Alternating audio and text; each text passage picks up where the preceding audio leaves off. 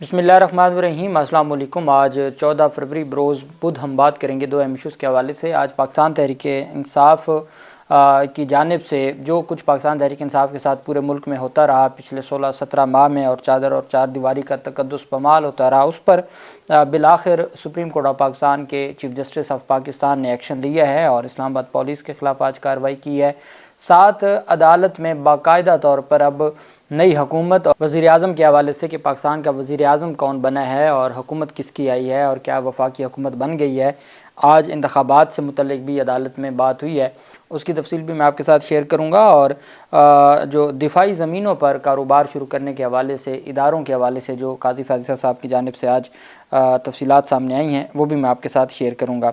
سب سے پہلے تو میں آپ کو بتاتا چلوں کہ توہین مذہب کیس میں بنا وارنٹ گرفتاری میں کے حوالے سے جو سپریم کورٹ آف پاکستان کے چیف جسٹس نے بڑا ایکشن لیا ہے۔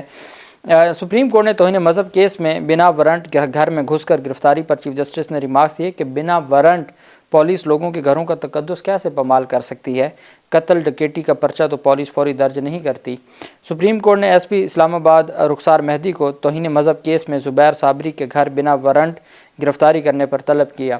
سماعت کے دوران چیف جسٹس پاکستان جسٹس قاضی فیض نے قانون کی پاسداری نہ کرنے پر سخت برہمی کا اظہار کرتے ہوئے ریمارکس دیے کہ لگتا ہے کہ اسلام آباد میں کوئی گھر محفوظ نہیں ہے۔ چیف جسٹس نے مزید ریمارکس دیے کہ بنا وارنٹ پولیس لوگوں کے گھروں کا تقدس کیسے پامال کر سکتی ہے؟ قتل کا یا ڈکیٹی کا پرچہ تو پولیس فوری طور پر درج نہیں کرتی۔ کیا پولیس شکایت کنندہ کی جیب میں ہے؟ جسٹس قاضی فیض نے اٹارنی جنرل سے مکالمہ کرتے ہوئے کہا کہ ہماری اور آپ کی تنخواہ عوام دیتی ہے، تفتیشی افسر کے خلاف مقدمہ درج کرنا چاہیے تو اٹارنی جنرل صاحب ایسے مقدمات تو سپریم کورٹ آنے ہی نہیں چاہیے۔ آرٹیکل 14 کی خلاف ورزی ہو رہی ہے۔ اٹارنی جنرل ہمیں لا افسران سے معاونت نہیں مل رہی، لا افسران مدعی کے وکیل بن جاتے ہیں۔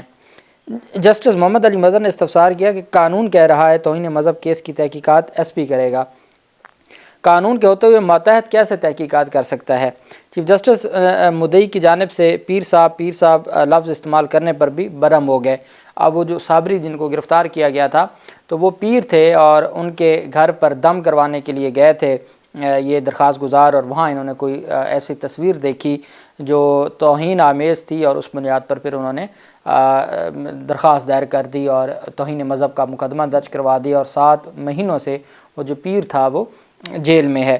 تو اس کیس میں جب درخواست گزار بار بار پیر کا ورڈ استعمال کر رہے تھے تو اس پر پھر چیف جسٹس قاضی فیض صاحب نے برہمی کا اظہار کیا۔ انہوں نے ریمارکس دیے کہ یہ نام قانون میں درج ہے، کس قانون میں دم کرنے کا لکھا ہوا ہے؟ جسٹس مسرت ہلالی نے کہا کہ آپ کا تو ایمان ہی مضبوط نہیں ہے، اور اس طریقے سے عدالت نے کہا کہ پیر کا کوئی کنسیپٹ نہیں ہے، پورے قرآن پاک میں پیر کا کوئی لفظ نہیں ہے، اور ساتھ عدالت کی جانب سے یہ بھی کہا گیا، درخواست گزار نے کہا جی کہ جو لیڈر کی بات کی گئی ہے قرآن پاک میں، تو عدالت نے کہا کہ پیر کا لفظ کوئی نہیں ہے، اور جسٹس مسرت ہلالی نے کہا کہ اس کا اپنا دم بھی نہیں چلا کہ وہ کم از کم اپنے آپ کو ہی 7 مہینوں سے وہ جیل میں پڑا ہے، اگر اتنے اس کا دم طاقتور تھا تو وہ باہر آ جاتا۔ بہرحال اس طرح کی عدالت کی جانب سے ریمارکس دیے گئے۔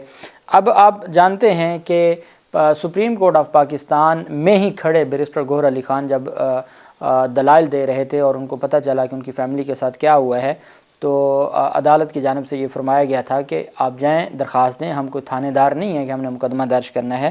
اور آج اس کیس میں باقاعدہ طور پر ایس پی انویسٹیگیشن اسلام آباد کو بلایا گیا، ان کو جھاڑ پلائی گئی، اور عدالت نے کہا کہ جو غیر قانونی طریقے سے جو پرائیویسی کا رائٹ ہے اس کو ڈسٹرب کرنے میں، اور جو پولیس آرڈر ہے اس کے تحت اگر پولیس والا بغیر وارنٹ کے کسی کے گھر میں داخل ہوتا ہے تو اس کے اوپر 5 سال اس کی سزا ہے، جو اوفینس ہے اس کی 5 سال سزا ہے۔ لیکن دنیا دیکھتی ہے، سوشل میڈیا بھرا پڑا ہے کہ کس طریقے سے پچھلے ان 1.5 سالوں میں چادر اور چار دیواری کا تقدس پامال ہوا، اور معزز عدالت کی جانب سے جو ریمارکس دیے گئے وہ بھی بہت اہم ہیں، اور عدالت نے اس کے اوپر باقاعدہ طور پر احکامات بھی جاری کیے۔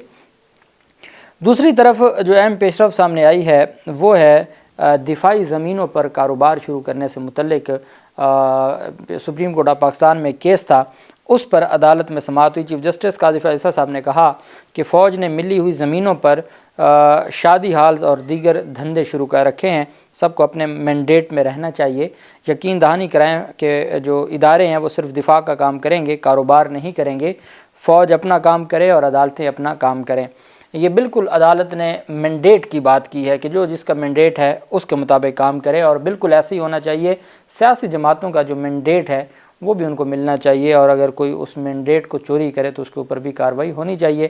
جیسے اگر کوئی عدالتوں کے معاملات میں انٹرفیئر کرے تو توہین عدالت کی کارروائی ہوتی ہے، اداروں کے معاملات میں انٹرفیئر کرے تو مقدمات ہوتے ہیں، اور اسی طریقے سے سیاسی جماعتوں کے معاملات میں انٹرفیئر ہو تو اس کے اوپر بھی کارروائی ہونی چاہیے، اور یہ ہماری معزز سپریم کورٹ آف پاکستان کی ذمہ داری ہے۔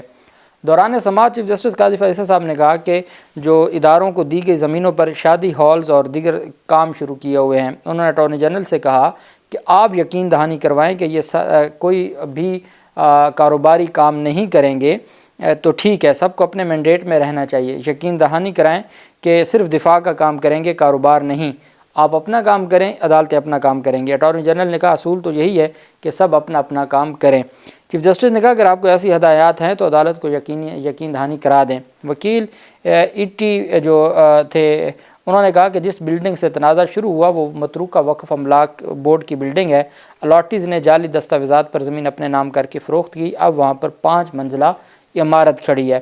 جسٹس محمد علی مظہر صاحب نے کہا کہ 5 منزلہ بلڈنگ بنتی رہی تو تب متروکہ املاک بورڈ تماشائی بنا رہا۔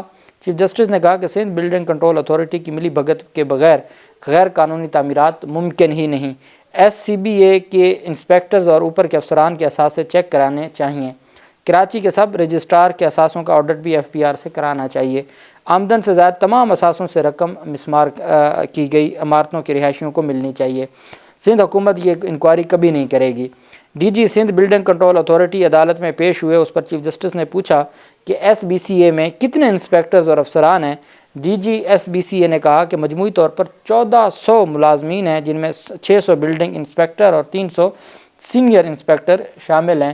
تو عدالت نے کہا کہ اتنا کچھ ہونے کے باوجود، اتنی آپ کے پاس فیسلٹیز ہیں، اتنا آپ کے پاس عملہ ہے، اتنے ملازمین ہیں، اس کے باوجود آپ اپنی ذمہ داری نہیں نبھا رہے، جو کہ درست بات نہیں ہے، اور آپ کو اپنی ذمہ داری نبھانی چاہیے۔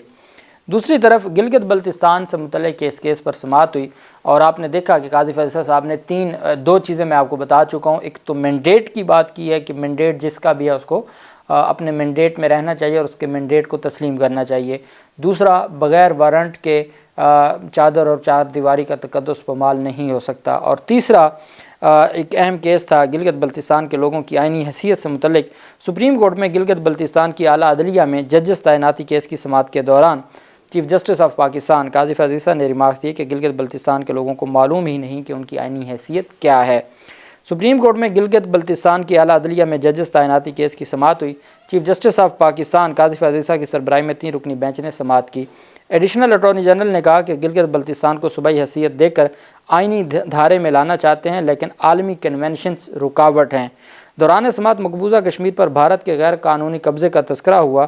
چیف جسٹس نے کہا کہ بھارت نے تو کشمیر کو ہڑپ کر لیا ہے، کشمیر اور GB کا جو حصہ ہمارے پاس ہے وہاں ریفرنڈم کروا لیں۔ چیف جسٹس نے کہا کہ گلگت بلتستان کے لوگوں کو معلوم ہی نہیں کہ ان کی آئینی حیثیت کیا ہے۔ ایڈیشنل اٹارنی جنرل نے کہا کہ ریفرنڈم اقوام متحدہ ہی کروا سکتی ہے۔ چیف جسٹس نے کہا کہ اقوام متحدہ کو بلا لیں، استصواب رائے ہو جائے گا۔ انہوں نے کہا کہ مجھے نہیں معلوم، صرف آپ سے پوچھ رہا ہوں کہ ایسا ہو سکتا ہے یا نہیں ہو سکتا۔ چیف جسٹس قاضی فیض عیسیٰ صاحب نے استفسار کیا کہ وفاقی حکومت بن گئی ہے؟ انتخابات کی چونکہ تاریخ بھی خود دی اور پھر باقی کیسز بھی سنتے رہے، تو انہوں نے فرمایا کہ وفاقی حکومت بن گئی ہے۔ ساتھ انہوں نے کہا کہ وزیر اعظم کون ہے؟ وکیل GB حکومت سعد ہاشمی نے بتایا کہ حکومت ابھی نہیں بنی۔ ایڈیشنل اٹارنی جنرل نے کہا کہ سنا ہے کہ 29 فروری کو اسمبلی اجلاس ہوگا، مناسب ہوگا کہ نئی حکومت کی تشکیل کا انتظار کر لیا جائے۔ وزیر اعظم GB کونسل کے چیئرمین ہوتے ہیں۔ وکیل محمد ابراہیم نے کہا کہ سپریم کورٹ نے گلگت بلتستان کے حوالے سے 2019 میں فیصلہ دیا تھا۔ 7 رکنی بینچ کا فیصلہ موجودہ کیس سے ہی منسلک ہے۔ عدالت عظمیٰ کے 3 رکنی بینچ نے لارجر بینچ کی تشکیل کے لیے معاملہ ججز کمیٹی کو بھجواتے ہوئے عدالتی معاونت کے لیے گلگت بلتستان بار کونسل اور سپریم اپیلیٹ بار ایسوسی ایشن کو نوٹس جاری کر دیا۔ اس موقع پر چیف جسٹس کی سربراہی میں 3 رکنی بینچ نے فریقین کو تحریری معروضات جمع کرانے کی ہدایت کرتے ہوئے سماعت غیر معینہ مدت کے لیے ملتوی کر دی۔ اب اس وقت جو بھی صورتحال ہے، چونکہ پاکستان تحریک انصاف کا یہ موقف ہے کہ سپریم کورٹ آف پاکستان اور عمران خان کی جانب سے باقاعدہ طور پر یہ اعلان کیا گیا ہے کہ وہ دھاندلی سے متعلق جو معاملات ہیں وہ direct supreme court of Pakistan میں لے کے جائیں گے اور وہاں جو معزز ججز ہیں ان کے سامنے ان ساری چیزوں کو رکھیں گے۔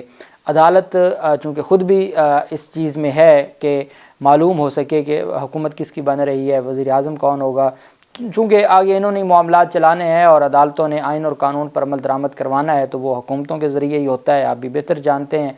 تو اس وجہ سے ہیں ساری چیزیں، اور میں سمجھتا ہوں کہ آئین اور قانون کے مطابق اگر سارے معاملات ہوں تو تبھی یہ معاملہ چل سکتا ہے، اور مینڈیٹ بھلے وہ ادارے کا ہو، عدالتوں کا ہو، حکومتوں کا ہو، یا سیاسی جماعتوں کا ہو، یا عام شہری کا ہو، جس کا جو مینڈیٹ ہے اس کی عزت ہونی چاہیے۔ اللہ پاک پاکستان کا حامی و ناصر ہو۔ بہت شکریہ۔ اللہ حافظ۔ پاکستان زندہ باد۔